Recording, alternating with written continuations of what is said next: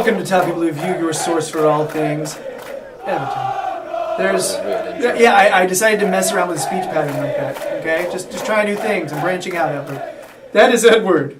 What is up? There's David on my shoulder there. All right. We're back, and we have a little bit of news to discuss. All right.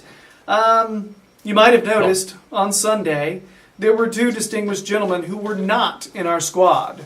All right? Oh. One being Morgan Schneiderlin, the other being Kevin Mirallas. Now, these are two senior players with some talent. And frankly, last time we saw Mirallas on the field, he actually looked pretty good when he was playing. All right? So, but not really the same thing for Schneiderlin. He kind of, got himself kicked out of the game. So, apparently, the word on the street, because I'm your guy in the street, is Duncan Ferguson was running a training session, and they weren't taking it seriously. So they got kicked out. And, so that's all I know. I don't know if you guys know anything else about this. Get up, laddies.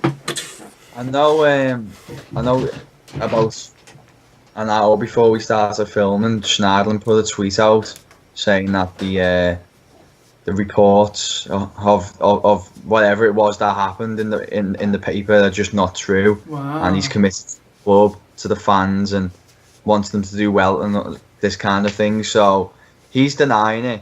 But there's no smoke without fire with these things, in my opinion. Yeah. Otherwise, why would you being left out? So. Well, also, there's something. See, what's the whole thing that's gone on with it? Like, why are they putting in the lack of it? I know Mirallas put up on his Instagram story or something, thank you for your kind messages, it's been a bit of a hard time for me recently. Maybe that was his lack of effort or something. We just don't know. Like you say, there's no smoke without fire, but we don't know the things that go on behind closed doors. So we can't make assumptions that it's a lack of effort just because the papers say, or these tweets say.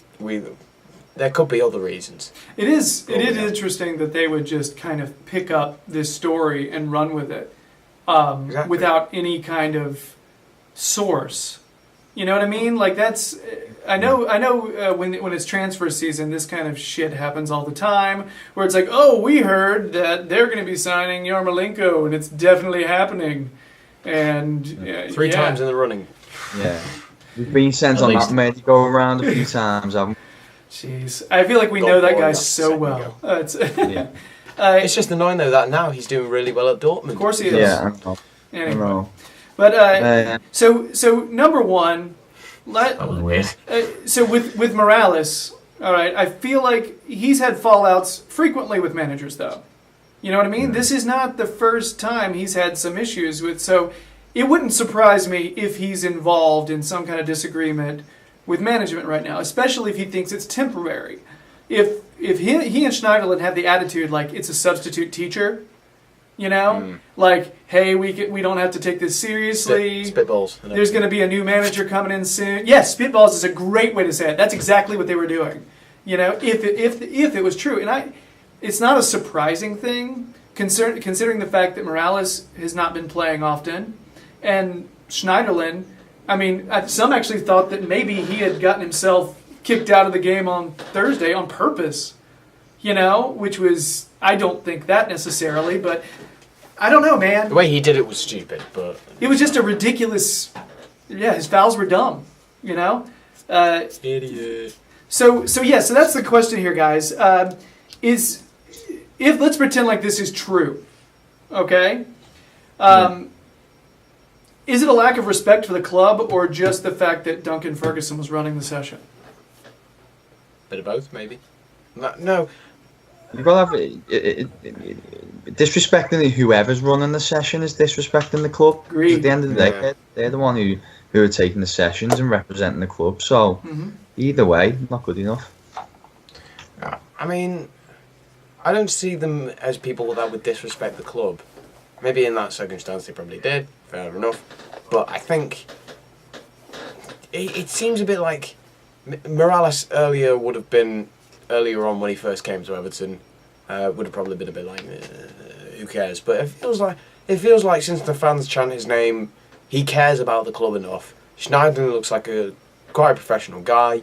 maybe not by the sound of this, but something like it doesn't sit right with me. Maybe for Schneiderlin, but Mirallas, I don't know. I just don't like making these kind of assumptions and that. But if it's true, it is disrespectful. But I'm sure they've been pulled up on it. Maybe Ferguson said something that they didn't agree with, and that was what got them a bit arsey. But we don't know. We don't know. I'm a little bit on the other side, and Schneiderlin, maybe just because how long he's been here, I'll give him a little bit longer. But Mirallas, I'm done with Mirallas now, to be honest. You know, I've had a look at his record recently, and I just don't think he does enough to warrant anything. Yeah, it's that man. He's played 10 times this year. He hasn't scored or assisted anything, although he has played all right in some games. But I worked out over his 5 years, he's got a goal 1 in every 5 games, which on the surface doesn't look that bad, but he does go missing a lot of the season, really. And if you put the 1 in 5 over the season, you know, it's not a lot at all, really. Not a great return. So I think he needs to go. I think he is a bit of a bad egg, which is why he's fell out, as you said, Gerry, with 4 managers. So, yeah, I agree. If you're disrespectful during training, period, it's, I don't know, man. At a time where the team need your focus, at a time where everyone should be locking down and everybody trying desperately to get on the same page. I mean, that's people who are, if this is true, if it's true, that's people not buying into the program. And really, I mean, I know we miss Lukaku's goals, but honestly, did he ever really buy into Everton? Regardless of what he says about us. I don't know that he did. You know, No. He was constantly talking about how he wanted to leave and everything. And honestly, it wouldn't surprise me if Mirallas feels the same way. I don't know about Schneiderlin. I don't know enough about him. He's only been here for a little while. You know. The thing that pisses me off really with it is he's a good player, Mirallas. He's a very good player on his I like day. him a lot. But it doesn't happen enough. I want him to stay. I do want him to stay. I think he's a really good player. But just got to see this different thing.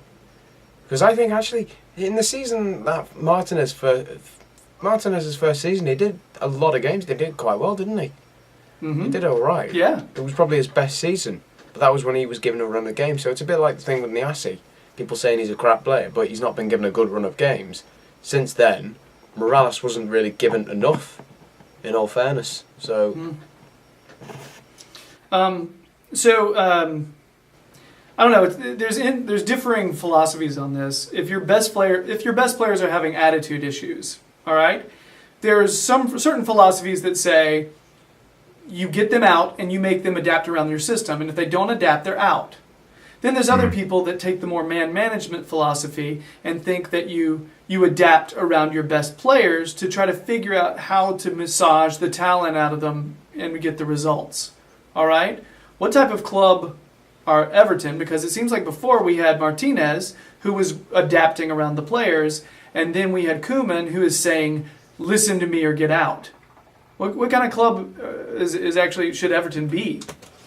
I think it'll depend on our next manager, won't it? As you said, that's been 2 different ends of the spectrum in 2 managers, hasn't it? So I don't know. I feel like if Mirallas, I do acknowledge he's a good player, by the way, but if Mirallas deserved that, then I think we would kind of build the team around him. But he just doesn't do it enough when he gets his opportunities or his runs in the side. So I don't think he warrants that kind of behaviour. Where someone like me, Barkley, I'd happily like to see Everton build a team around Barkley. Yep. Because I think he warrants it. Personally, I feel like there's a certain Evertonian way of approaching football, and approaching team, and approaching club, and approaching people. All right? I think all this applies to the same thing, and I genuinely think Everton are not the type of club that should be catering to superstar mentality. I just don't think it's the type of place. I don't think it's the right mindset. You know, so it's the people's club. Yeah. At the end of the day. You know, And so you look at a player like Nias, who's willing to, run through a wall, but his first touch is not so great. He probably would run into a wall because of it. Yeah, he probably would. And he's embodying, the spirit. I don't know. I actually think it's a good move if they were screwing around during practice. I think it's the right move. We actually just had the Toffee Blues Twitter account was exchanging tweets with George Green. Apparently, he follows the account, and he was saying some not so nice things about Unsworth because he clearly has some personal issues with him. And I think he says that in the tweet storm that happened. One thing I will say, and this isn't me trying to be some sort of in the know dick. I'm definitely not. It just so happens I was in circles, but I have heard of other players who's been under Unsworth at the youth level who have said similar things, actually, that they weren't actually big fans of him and actually really disliked him. So I do always think there's another side to the Unsworth coin that we don't see, because clearly a lot of, we'll put it this way, there's been a few players I know who haven't been happy with him for whatever reason. So yeah, I did see George Green his comments last night, and it was quite interesting, just from what I've heard from other people as well.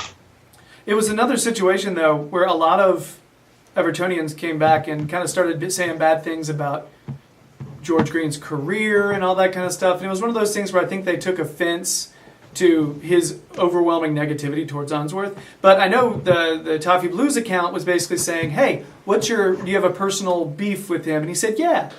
I feel like that's a smarter thing, is asking him why you're so negative instead of lashing out and saying mean things. That's just the internet. Yeah, it really is. It is totally the internet. That's probably the same people that wanted Martina to be out for a long time. Yeah, it might be.